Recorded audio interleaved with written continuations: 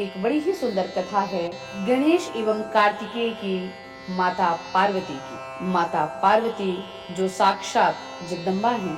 पार्वती अपने निष्ठा के बल पर, अपने संकल्प शक्ति के कारण ही शिव जी को पति के रूप में पा सकी हैं। यह उनके धैर्य एवं तपश्चर्या की शक्ति थी जो असंभव को संभव कर दी। पार्वती जी ने शिव जी से विवाह के लिए कठोर तपस्या की, जबकि पार्वती जी को पहले से पता था कि शिव जी विवाह नहीं करना चाहते, वो किसी से भी विवाह नहीं करेंगे।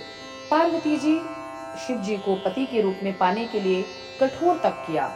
पार्वती जी की कठोर तपस्या को देखते हुए सुन के शिव जी का मन एक बार पसीज गया, पर उन्होंने सोचा कि पार्वती उपयुक्त हैं कि नहीं, इस चीज की जांच कर लेते हैं। तो भगवान शिव ने सप्त ऋषियों को परीक्षक के रूप में परीक्षा लेने के लिए पार्वती जी के पास भेजा। सप्त ऋषियों ने शिव जी की पार्वती जी के सामने बहुत निंदा की और कहा, 1000 वर्षों तक समाधि में रहने वाले ऐसे शिव को क्यों बनना चाहती हो?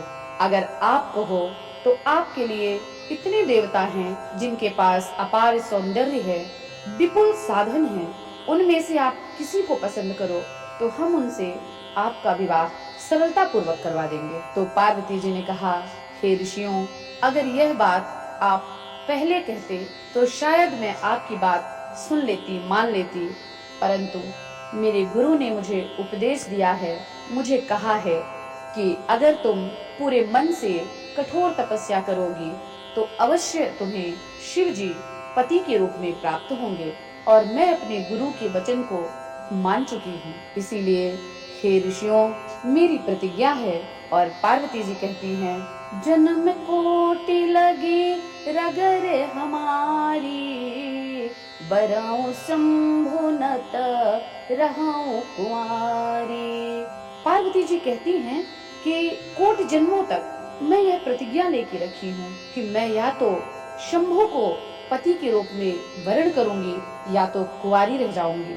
ऐसी दृढ़ प्रतिज्ञ और लंबे समय तक प्रतीक्षा करने के धैर्य को सुनकर शिव जी ने सहज अपनी स्वीकृति दे दी और फिर पार्वती जी का विवाह भगवान शिव के साथ हो गया। और आज सर्वश्रेष्ठ परिवार के रूप में उभर कर शिव जी, माता पार्वती, गणेश भगवान और कार्तिकेय स्वामी।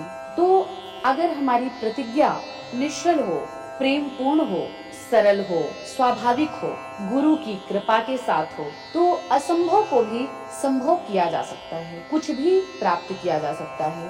और साथ में प्रभु की कृपा, गुरु का आशीर्वाद अवश्य होना चाहिए।